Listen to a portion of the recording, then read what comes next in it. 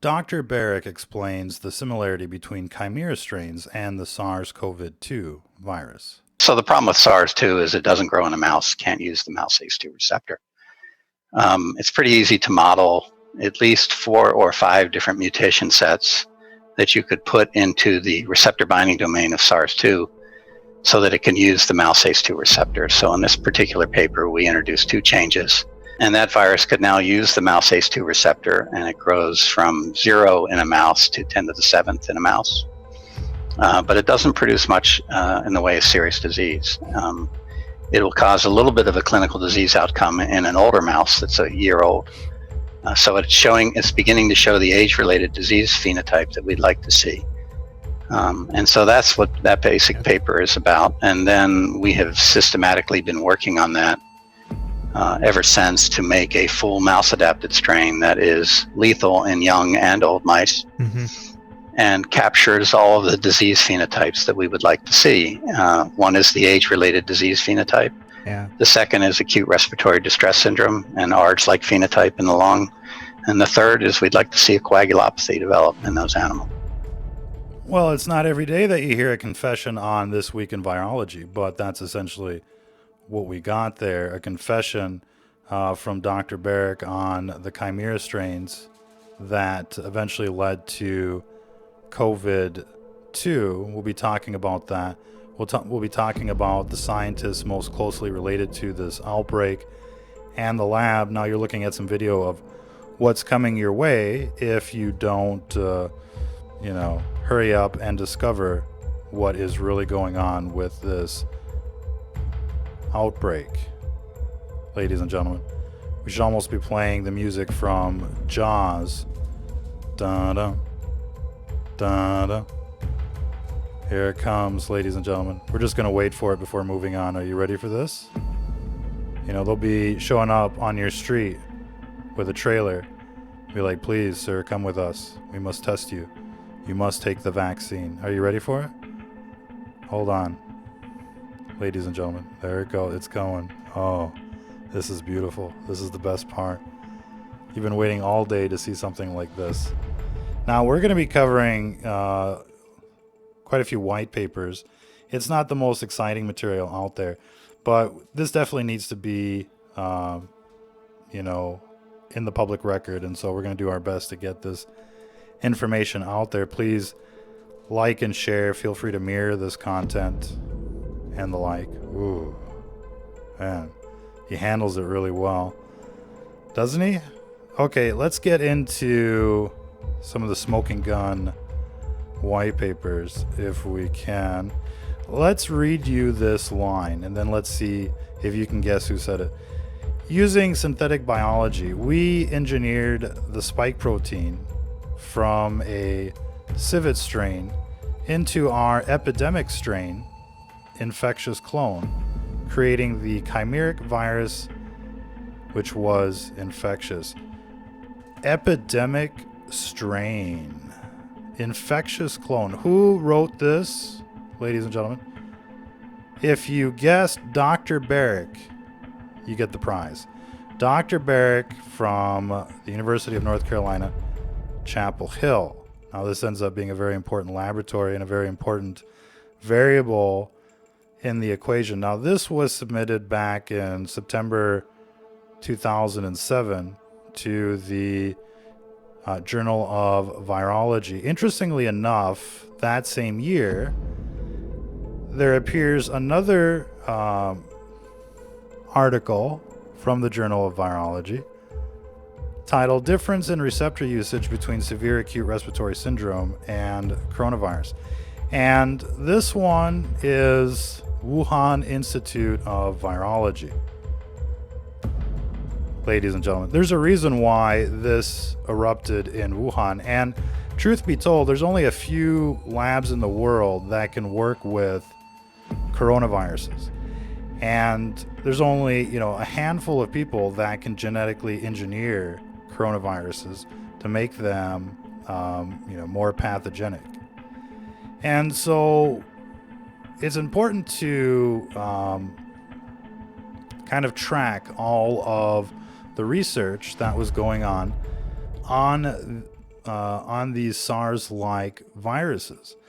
Now, what we're discovering too is that the SARS-CoV strain that is, raging around the world right now, rampaging, we should say, is most closely related to the strains found and documented at the Wuhan Institute of Virology. And we mean really close. And we're going to be getting into the slight differences between the wild type strains and the strains that they were working on. But here, we're looking at, different researchers, but they end up collaborating together in the future. Dr. Barrick and some of these researchers, including the now famous Batwoman Zhengli Shi, Dr. Shi.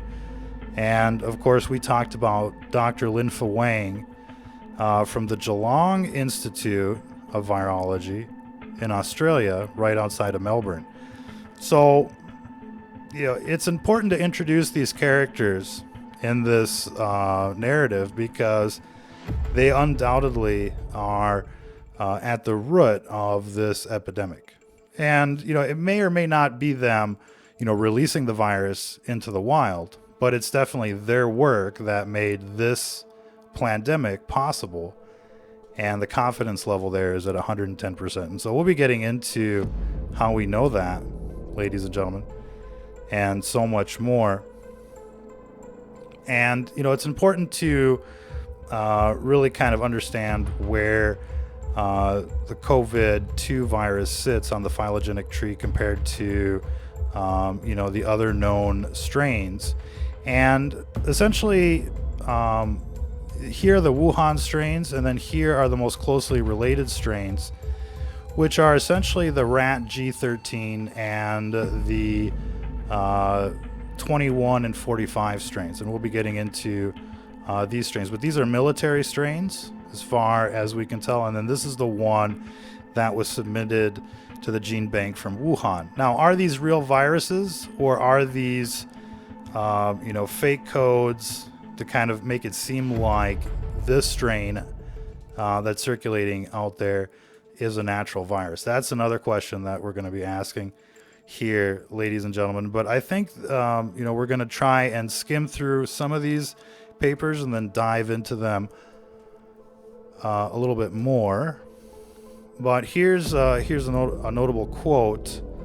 According to a study published in February, SARS-2 and rat G13 share about 96% of their genomes and about 93% sequence similarity in their spike protein genes, making rat G13 the closest SARS-2 relative found yet. Now, SARS-2 is not at all related to SARS-1, really, compared to all of the other coronaviruses that are out there. And that's, important to note. In the work published in April, researchers showed that the amino acid sequence of the two proteins were least similar, around 90%, in the receptor binding domains, RBDs, and that the furin cleavage site in SARS-CoV-2 spike protein is absent in rat G13. So what we're seeing and what we're going to describe really is that there were some inserts made. The virus that they have at Wuhan compared to coronavirus 2 that's out there right now, SARS-2, is nearly identical except for the change on the spike protein. So we see like them tweaking it a little bit, and we'll be getting into why that is. Essentially why, and here's another article, and we'll be getting into the titles of these articles and what they say, but here's just a highlight from the SARS-CoV-2 and rat G13 spike glycoprotein structures. This is from Nature. But amplitude analysis suggested that SARS-CoV-2 binds approximately 1,000 times more tightly to ACE2 than the bat virus protein of rat G13. So they're super similar, but the little tweak that's been made makes SARS-2 bind 1,000 times more than rat G13. And so the inserts that are there are highly effective. It's not just a random type of insert. And what makes it even more troubling, to be quite honest, and here's an interesting paragraph. We'll get into where this comes from. But at the same time, the Wuhan coronavirus is strangely similar to two bat coronaviruses, ZC45 and ZXC21. These are the military strains. Overall, the sequence of either of the two bat coronaviruses is 95% identical to the Wuhan strain, the original strain, not the attenuated strain, but we'll get into that. In fact, for the most part of the genome, such level of identity is maintained or even surpassed. The E protein in particular is 100% identical. The nucleocapsid is 94% identical. The membrane protein is 98.6% identical. The S2 protein, the second half of the spike protein or the base, is basically 95% identical. However, when it comes to the S1 of the spike protein, the sequence identity suddenly drops to 69%. So, they say it's like really, really close. And everything is basically more or less carbon copy except 61, except the S1, 61. Now, if this was a random genetic mutation in the wild, imagine rat G13 did come from a cave somewhere, and there was some kind of random mutation, you would see random mutations basically all along the genome of the virus. So essentially, you see these first portions basically 95 to 100%. That's the range for basically, sequence differentiation between, the wild type virus and the SARS-2 virus. So just about everything is between 95 and 100%, except for the S1 protein, which is 69%. So this is not at all within the range of genetic mutation that we see throughout the virus.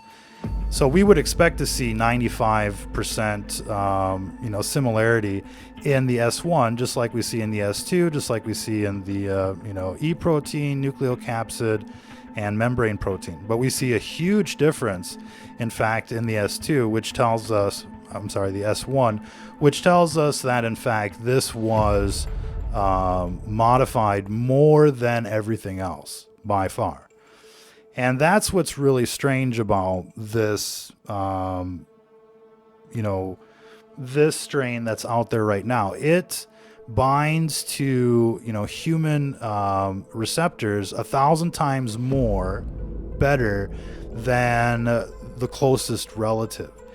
And for something to evolve, like that, it would have had to evolve essentially in humans for quite some time to be that much more, adapted to human biology. But it seems like this thing, right out of the test tube was just, amped up to be highly infectious for humans and the like. And so that's a really important aspect to the case. Additionally, rat G13 spike was not cleaved on the pseudovirus surface. SARS-CoV-2 pseudovirus entry also depends on a furin site insertion. And this is another big thing. Now, there are furin site insertions in other coronaviruses, such as the Hong Kong strain. And it's a feature that, makes the virus even more infectious. So what we see is not only a modification so that it grips the receptor better, like Velcro, 1,000 times better, but it also has this furin site that allows it to cleave open and basically spill its guts into the cell, a thing that most other coronaviruses don't have. Certainly not coronaviruses that are closely related. They say MERS has it, but most of the others don't. MERS is like way over here, and the like. So rat G13 does not have the cleavage furin site, but the this new and improved SARS-2 does. So for it to get like all of these additional upgrades, you could say, it wasn't natural. That's the thing. That's why everybody's coming back to the lab. And of course, the fact that this happened right next to the lab makes it all the more suspicious. I mean, this didn't just jump out of the jungle, and we've got all sorts of scientists essentially working on strains that are so similar to this strain that's circulating right now that, I mean, the probability that it's not related, that their research is not related to this pandemic is, it's like nearly impossible. it has to have, I mean, logic would tell you it has to have come from the lab, a few blocks away. From a research team that was working on a strain, just like this one. That's what logic would tell you. But somehow, logic has become like hydroxychloroquine. It's illegal. Now, there's, a lot of question about, rat G13. There's evidence that it was man-made, and they just said it came from a cave.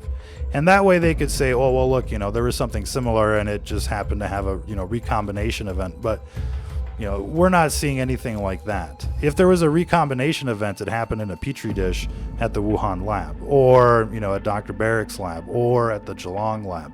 But that's the network that we're looking at. We also got some really interesting information about PC test primer sequences found in human DNA.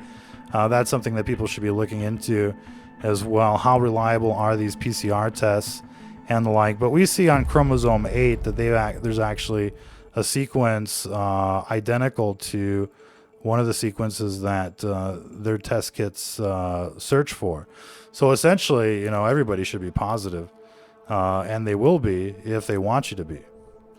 Let's see. We report the first recorded isolation of live SL COVID from bat fecal samples in vivo E6 cells, which has typical coronavirus morphology, 99.9% sequence identity to this particular strain, and uses ACE2 for humans, civets for cell entry. Now, this is a paper that comes from the Wuhan lab, 2013. It's kind of like, somewhere along the, pipeline. And we start seeing real familiar names, Zhengli Shi, Dasik, Linfa Wang. Now, Dasik is the guy that just got blasted by the National Institute of Health. He runs Eco Health Alliance that was working with, the Wuhan lab, etc., in, in this project. And so, but in any case, we're starting to see the similar names.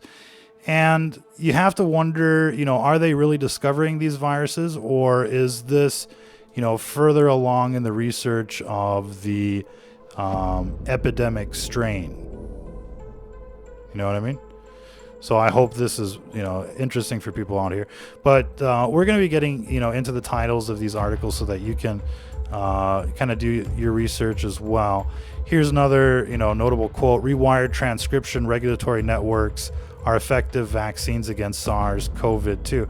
So, they're looking, not only for the virus to release, but also the antidote at the same time. And we see the research, papers into that. And here's, a very, quotable type of, paragraph here. "Schematic of the rewired TRN SARS-CoV mutants." They've got all sorts of SARS-CoV mutants, SARS-like viruses that they're playing with. And, again, you heard in the intro video, maybe we should bring this back here, but in the intro video, not that one, video guy, but in this one, he's talking about specific phenotypes that he wants to find. Listen to this. And that virus could now use the mouse ACE2 receptor, and it grows from 0 in a mouse to 10 to the 7th in a mouse. So that's like 10 million copies per milliliter, just saying. But it doesn't produce much in the way of serious disease. It will cause a little bit of a clinical disease outcome in an older mouse that's a year old. So it's beginning to show the age-related disease phenotype that we'd like to see. And so that's what that basic paper is about. And then we have systematically been working on that ever since to make a full mouse-adapted strain that is lethal in young and old mice, and captures all of the disease phenotypes that we would like to see. One is the age-related disease phenotype. Yeah. The second is acute respiratory distress syndrome, an ARDS-like phenotype in the lung. And the third is we'd like to see a coagulopathy develop in those animals. So they're basically refining, mutant viruses and looking for, disease phenotypes that correspond to the epidemic that they want to engineer. And that's essentially what we're seeing now. Here, they're talking about a research paper that was working with murine or, mouse cells. But essentially, it's just a short hop away from mouse to human. And the reason that they can do mouse is because of the way, molecular mapping is done these days. Essentially, viruses, fit into a lock and key type of structure, and that key is based on a molecular shape. And so they can look at receptors, they can look at the molecular shape of the receptor, and then they can fit like a spike protein that will attach to it. And essentially, they wanted something with a coronavirus backbone, but with, a key that was, highly efficient, like a master key that could open into just about every, human cell. And we'll be getting into more of that. I mean, this video here is just totally captivating, isn't it, ladies and gentlemen? Like and share. Feel free to mirror this content. We'll be getting into more here. Just bear with us. But so who's doing this SARS, COVID mutant paper? It's pretty much always the same names. Ralph Barrick is, the lead researcher. And in scientific papers, the most important person is last, essentially. But and all of these are like, post-grads, researchers, etc. Essentially, most of the coronavirus, papers that are out there, especially in America, have Ralph Barrick's name on it. And they're all basically the same, clone, chimeric, pseudo-viruses, that are basically engineered to fit all sorts of different types of organisms to make them more deadly in case, this is the strain that shows up one day and we have the vaccine. So you can automatically see, the benefit to their research, and they hide it all as essentially vaccine research. But anybody, obviously, in defense or other industries, would be looking at this research for, with different ideas. And again, there's no evidence yet that these people are the ones that open up the vial and released it into the wild, but it's their virus, it's their research. And so these people are the most closely related to this virus, as far as we can tell right now. It's like, a missing persons investigation. These are the last people to see the missing person. These are the last people to see their virus before it escaped the lab. So essentially, these people have the most information to communicate when it comes to this outbreak. Here's another notable quote, another research paper: replicate efficiently in primary human airway cells and achieve in vitro titers, or titers as I like to say, equivalent to epidemic strains of SARS-CoV. What is this one? So, Dr. Barrick and Zhengxi Li. So here we're starting to see, the team from America and the team from Wuhan, China work together on these chimeric strains of SARS-like viruses. And this came from Nature 2015. So you can see that this is, about 5 years ago. And, they were doing all sorts of work together.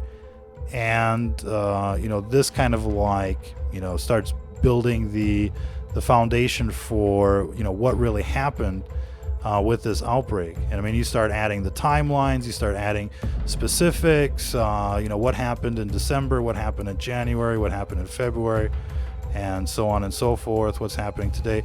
You get a better picture for what's going on here. But we definitely see that, essentially all of the research papers that are talking about SARS-like viruses, are from the same teams, more or less, Barrick and Zhengli Shi, with other, names that we see often enough as well.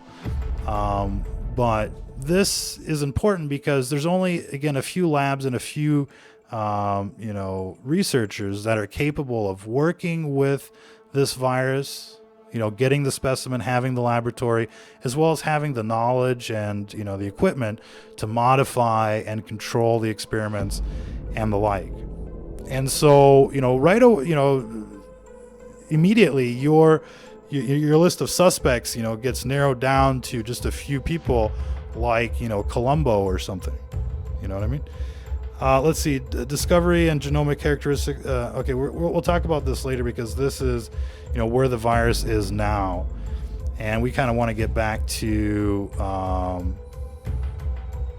well, don't ask me what that was. But we want to get back to, these original articles so you can find them and research them and look through them for yourselves. But, and there's so much to cover here. But we're going to focus on these articles again so that you can look at them, what they talk about, why is it important. But essentially, the first articles on chimera strains of SARS, where they're actually like, putting it into HIV or, other things, really, really wicked experiments, is 2007, 2008. We're starting to see research papers from Dr. Barrick and Zheng Li Shi, those two teams. Now, how did they get together and start collaborating and start sharing, their work together is another story. But we see that happen. We see them merge, essentially, through the research papers, and you have to wonder, about that as well. For other reasons. But so this is another one, difference in receptor usage between severe acute respiratory syndrome. This is really the first one that we found that started talking about it, and it's got all sorts of juicy things like mixing it with HIV and stuff like that, making chimera strains. And I don't know if we can find in this study a human immunodeficiency virus-based pseudo-virus system was employed to address issues. Results indicated the protein, etc. And so you can see how they're modifying SARS-like viruses to make them enter into ACE2 cells in humans or in mice, but undoubtedly the idea is, can it happen in humans? Can we make this infect human cells? And, one of the things that happens through laboratory work, and here let's just talk about this a little bit, but one of the things that happens through laboratory work is they discover new mutants through every passage. And this is kind of called like washing, in a sense. And you'll wash the virus into, a mouse or a rat, and then into something else, and then into something else. And you'll find the mutants along the way that are the most infectious, because you'll get like numerous strains of a virus show up in every organism that it infects. And some will be dominant, more virulent. Some will, not survive at all or do anything. It might, mutate and revert into something attenuated. It might mutate and turn into something even more, more deadly. So that's kind of like the idea in this research, is they're just kind of like tweaking and mapping and seeing what strains, end up being the worst. And eventually they found something that really had all the phenotypes that they were looking for. And undoubtedly one of those phenotypes would be to evade testing, because it's, the testing is just not working, obviously. But we also know that an attenuated strain was introduced into society. At least, one or two different attenuated strains that worked like a transmissible virus. And we've talked about this, and I think, some of the other papers kind of talk about this idea as well. But essentially, it looks like they used an attenuated virus as kind of like a controlled burn during a wildfire. And if cities were basically dominant attenuated virus before the real virus hit, then that would mitigate the damage, essentially.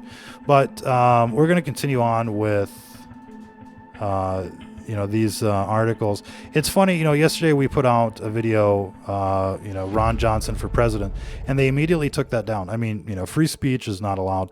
So be sure to grab a copy of all of our videos. Feel free to, re-upload to Mirror to, wherever you'd like. and be consistent. Dress up a page, call it something, whatever you'd like, Plandemic or Stranger Than Fiction or whatever, and mirror all the content and get it up there, get it out there, and let us know how you're doing, and we'll try and help you out.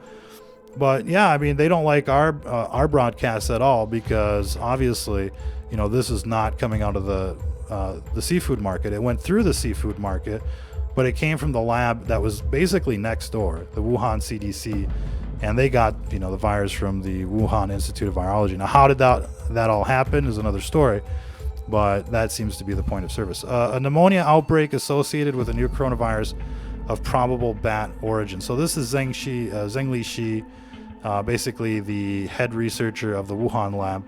And so this is February 2020. So you see, what's really interesting is it looks like they've got like automatic access to Nature. I mean, they can just like upload an article like WordPress or something. And here they are trying to basically make it seem like, this virus, this new virus that's coming out has nothing to do with them. It just happens to be, in the backyard of one of the most prestigious SARS virus labs in the world. It just happens to be in their backyard. It's not like it happened in, Guangdong or, something else, right? No, this happened like literally right outside of their lab. And they're like, oh, no, it's not us. And they're, uploading this to Nature magazine. And when you see them politicize, the science like this, it's really, disgusting. Since the outbreak of SARS 18 years ago, which Zheng Xili, again, is one of the researchers that actually discovered the virus that was responsible for SARS. So a huge accomplishment. This would have been like a Nobel kind of thing. As well as, the guy from the Geelong lab, Dr. Wang, and probably a couple others as well. But, a real small group of people here, But anyways, here she is citing her, discovery 18 years ago. Previous studies have shown that SARS have the potential to infect humans. Here we report the identification and characterization of a new coronavirus, 2019 nCoV. So this is basically, where, COVID, everything comes from is basically Zhengli Shi in this article from Nature, right? She names it, she discovered it. Not only did she discover SARS-1, but she discovers SARS-2 as well. How interesting. And here comes, all the scientists and, the fame and all of that stuff, right?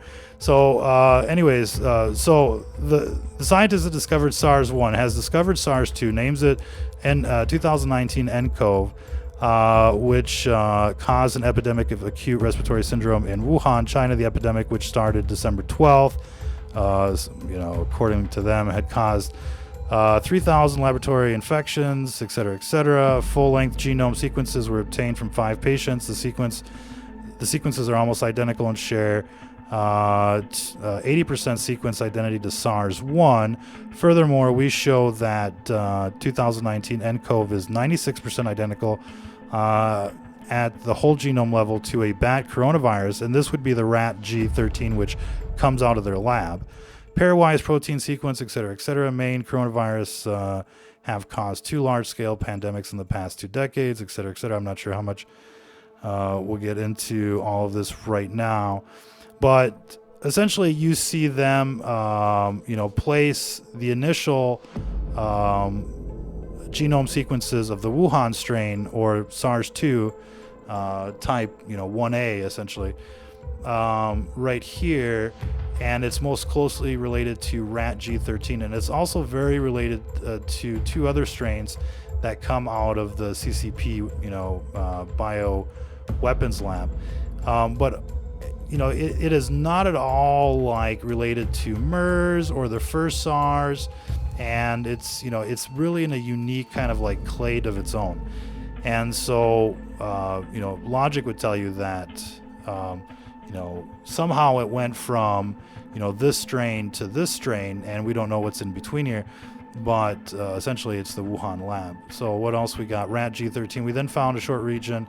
I think they go in to say within overall genome sequence identity of 96.2% between rat G13 and SARS-2, which is the closest by far to everybody else. Now, again, when we look at, they say overall sequence identity. You see, that's a very important statement here, overall genome sequence identity.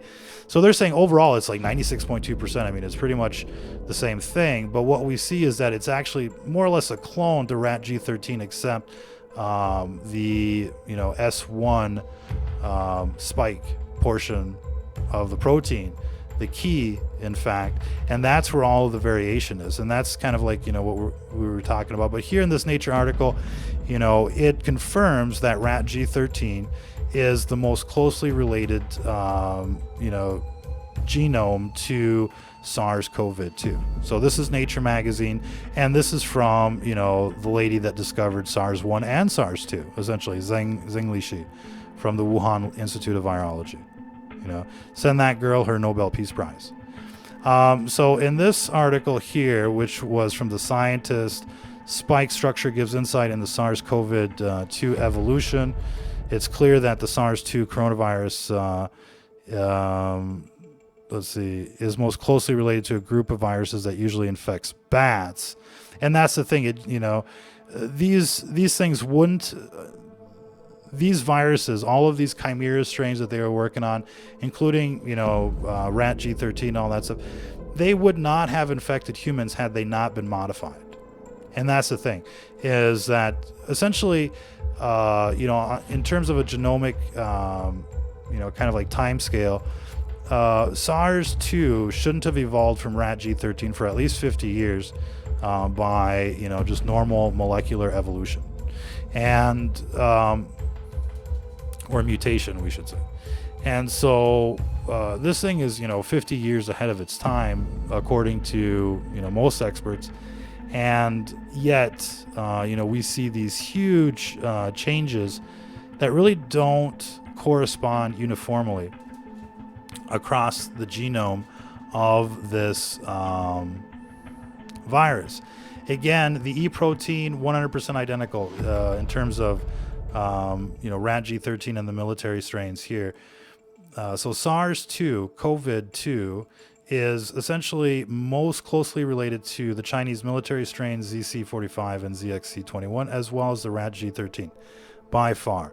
And when comparing all of these viruses, the E protein is 100% identical. The neocapsid protein, 94%. Membrane protein, 98.6%. The S2 protein, 95%. We would expect the last remaining portion, the S1 protein, to be in this range of 95 to 100% if this was natural, evolution or mutation. But in fact, we see that the sequence identity drops to 69%, meaning that statistically, there's a huge difference there. And it's also the difference that makes all the difference, right? So this was like a targeted cut and paste. And essentially, it made the virus what it is today. And it's statistically, it's a statistical anomaly when it comes to, the rest of the virus. If it was natural, mutations, you would see basically the same numbers, the same divergence, in all portions of the genome. Instead, we're seeing a very specific divergence, and it's right there, in the sweet spot. That's what really makes it, disturbing. This was an excellent blog post from, some anonymous person from China. It looks like Nerd Has Power. Nerd Has Power, ladies and gentlemen. So that was really an interesting read. Scientific evidence and logic behind the claim that Wuhan coronavirus is man-made. Not perfect, but, pretty darn interesting. Now, getting into another Nature article, Molecular Biology, SARS-CoV-2 and bat rat G13 spike glycoprotein structures and form on virus evolution and furin cleavage effects. Now, the fact that this has like a furin cleavage zone in between S1 and S2 is, it looks engineered. Because the closely related viruses like rat G13 does not have this furin zone. And we could spend a little time on what that actually means, but I don't think most of you really want to know anyways.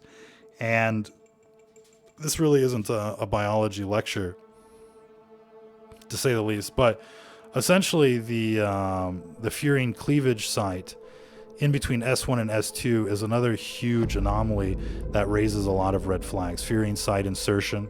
And so this is essentially, you know, the term being used in Nature, structural basis for receptor recognition by SARS-CoV-2.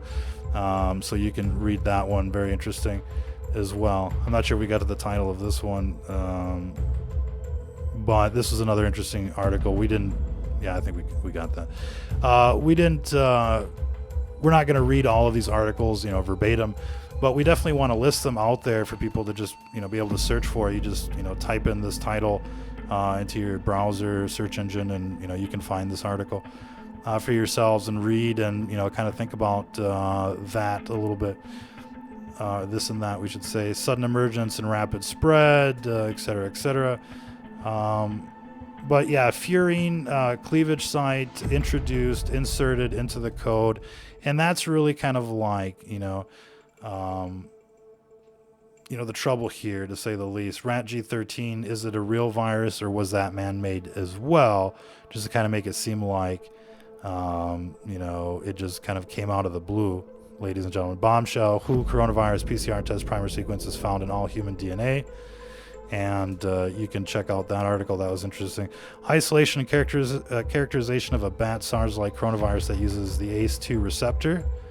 So you can check this one out.